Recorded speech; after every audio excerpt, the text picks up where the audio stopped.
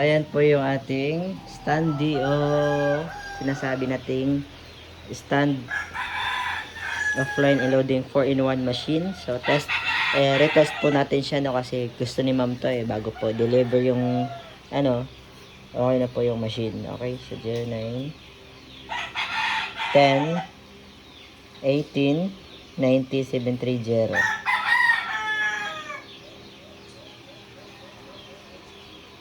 So i-test natin siya ng mga 2,000 po. So ayan, hulugan natin 1,000. Okay.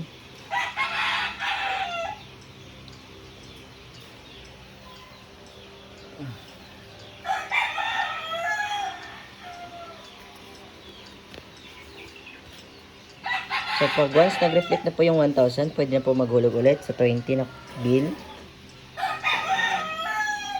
Baliktarin lang po. Or make sure na hindi folded as it says do not fold bill. So yan, kinain na yung 20. So naging 1,020. So 50 man tayo.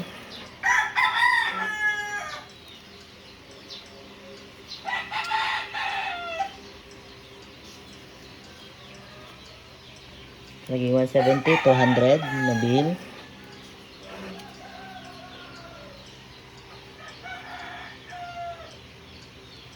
So 100 po.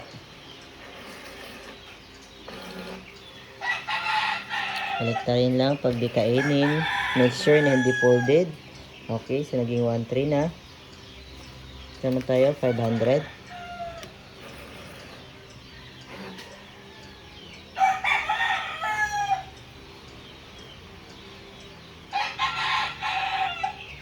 So maging 1,870. So may kulang pa akong around yung 500 na lang kukunin natin. Ayan yung 500.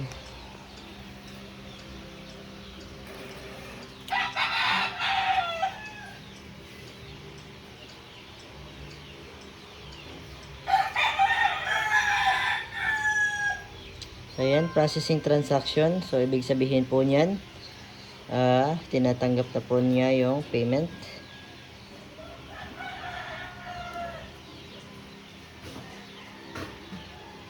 Hintayin lang po na mag-confirm. So may code dyan na lalagay.